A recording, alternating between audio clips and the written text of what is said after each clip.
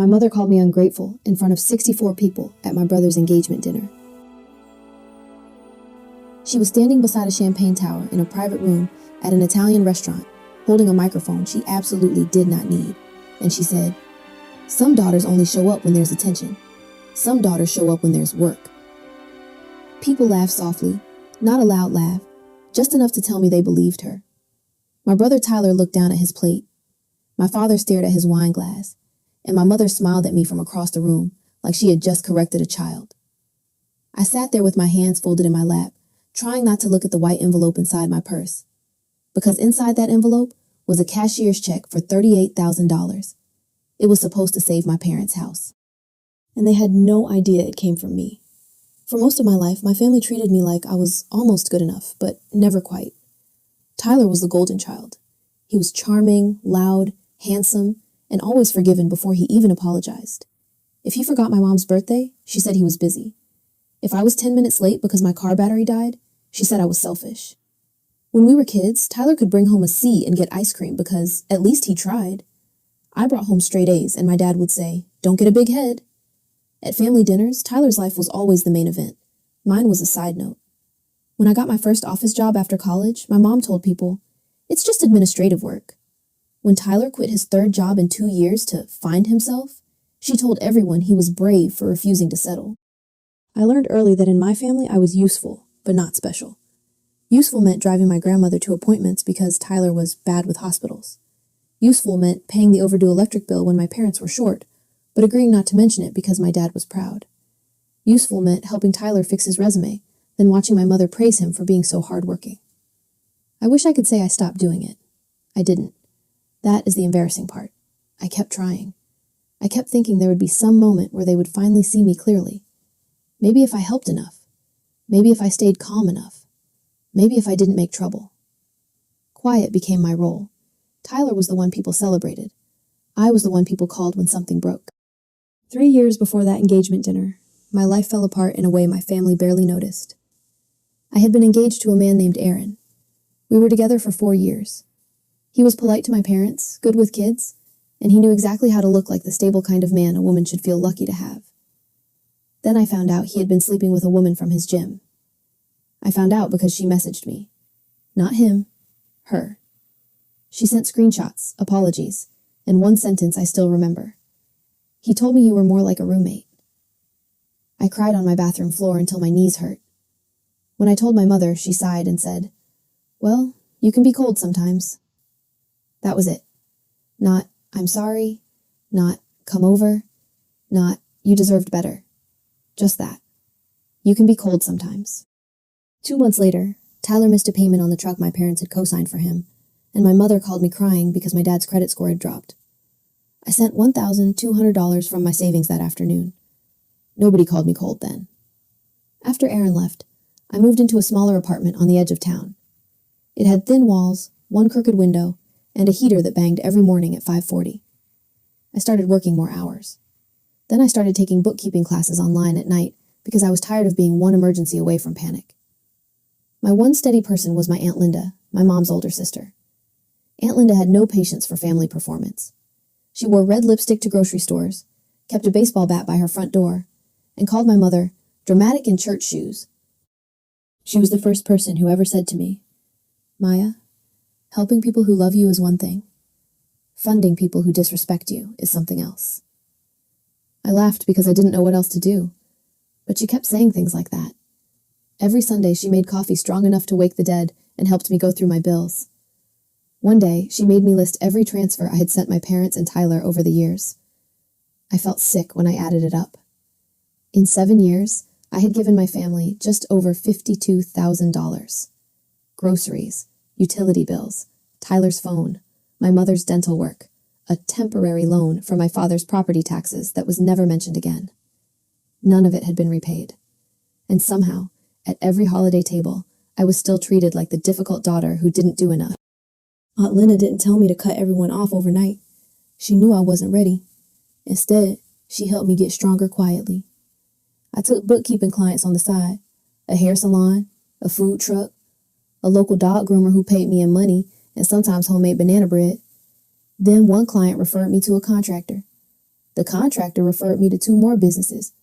By the 2nd year, I had enough side income to leave my office job and start my own bookkeeping service from my kitchen table.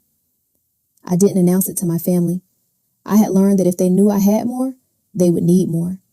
So when my mother asked, I said, "Work is fine." When Tyler joked that I was still doing spreadsheets for people, I said, "Pretty much." When my dad said, "At least it's steady," I nodded. It became almost peaceful being underestimated. Nobody asks the invisible daughter how much she knows. About 8 months before the engagement dinner, my parents' house went into serious trouble. My dad had taken out a second mortgage years earlier after his repair business slowed down. He didn't tell anyone the full truth. My mother acted like it was a paperwork issue. Tyler said he would help once his new sales job really kicked in. Then Aunt Linda called me one night and said, "Honey, your mother is telling people they might lose the house by summer." I already knew. Not because my mother had told me, because my father had accidentally forwarded me an email from the bank. He meant to send it to Tyler. He sent it to me instead. I saw everything. The missed payments, the warning notices, the deadline. They needed $38,000 to get current and avoid foreclosure proceedings. For 2 days, I did nothing. I wanted to do nothing. I wanted Tyler to sell something. I wanted my father to admit the truth. I wanted my mother to stop pretending pride was a financial plan. But then I thought about the house. Not my parents exactly. The house. The kitchen where my grandmother taught me how to roll dumplings. The hallway where I measured my height in pencil marks behind the laundry room door. The maple tree in the backyard where Aunt Linda hung a tire swing when I was 8. I told myself I was saving the house, not their pride. I contacted the bank directly. I asked what was possible. I got the amount. I arranged a cashier's check. But I made one decision that changed everything. I put the check in my purse the night of Tyler's engagement dinner instead of giving it to my mother beforehand. I wanted to tell them quietly after dinner. No speech, no embarrassment. Just, "I know things have been hard. This should help. Please work with the bank." That was the plan. Then my mother picked up the microphone. The dinner was for Tyler and his fiancée, Brooke.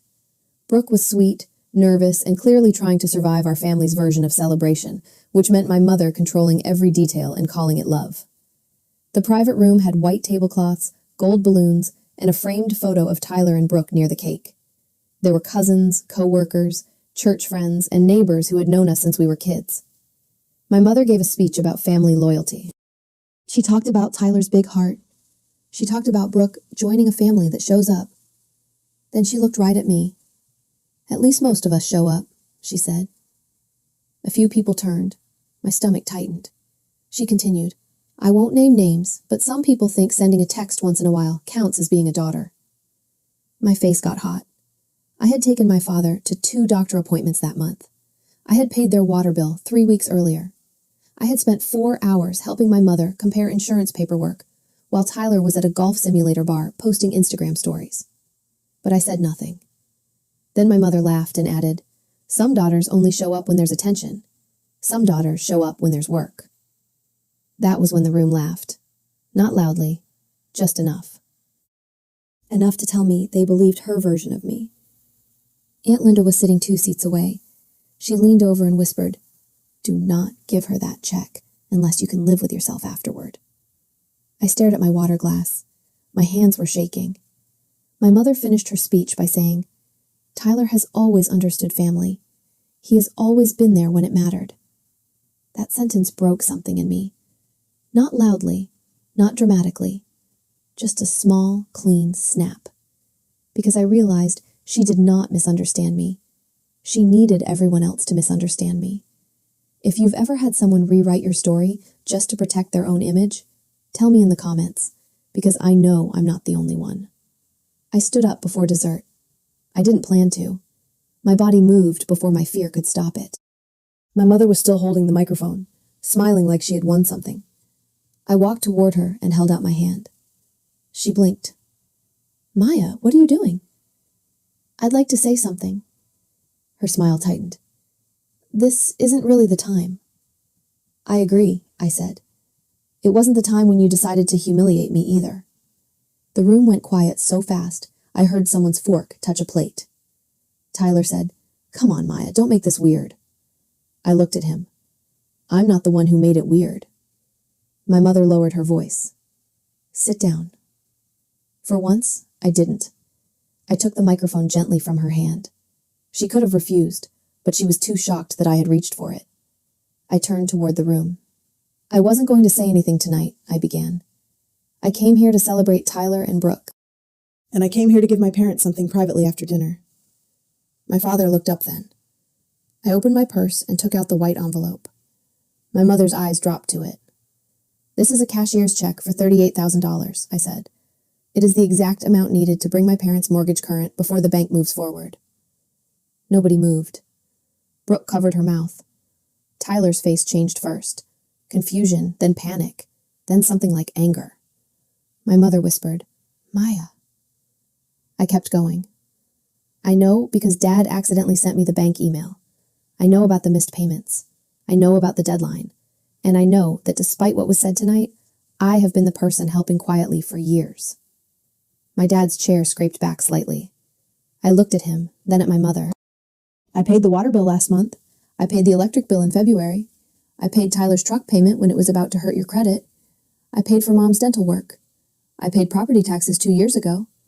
I have records for all of it because Aunt Linda told me to stop being embarrassed by my own kindness. Aunt Linda said, clear as a bell, and I meant it. Someone near the back whispered, Is that true? My mother's face went pale, but her eyes got sharp. You're making us look horrible, she said. I nodded slowly. No, I'm telling the truth after you made me look horrible. Tyler stood up. Why are you bringing me into this? Because Mom just told this room you're the one who understands family, I said. So I think it's fair for people to know who has actually been showing up. Brooke looked at him. You said you helped them with the mortgage. The silence after that was different, thicker. Tyler stared at her. I was going to. I almost laughed, but I didn't. My mother reached for my arm. I stepped back. That tiny movement felt bigger than the speech. I brought this check because I did not want you to lose the house, I said. But I'm not giving it to you tonight. My mother inhaled like I had slapped her. I held the envelope against my chest. I will call the bank Monday and discuss options that protect the house without handing money to people who lie about me. If there is a way to pay it directly with written terms and no more pretending, I'll consider it. But I am done being the family wallet and the family disappointment at the same time. My father rubbed both hands over his face. For the first time all night, Tyler had nothing to say. My mother tried one last time. This is your brother's engagement dinner. I looked at Brooke, and I truly felt bad for her. I'm sorry, I told her. You didn't deserve this, but neither did I. Then I put the microphone down on the table. I walked out before dessert. Aunt Linda walked out with me. In the parking lot, I finally cried. Not the pretty kind. The kind where your chest hurts and your nose runs, and you feel embarrassed even alone. Aunt Linda stood beside my car and let me cry until I was done. Then she said, You were shaking, but you didn't break. I remember that more than anything. The next morning, I had 37 missed calls. Most were from my mother.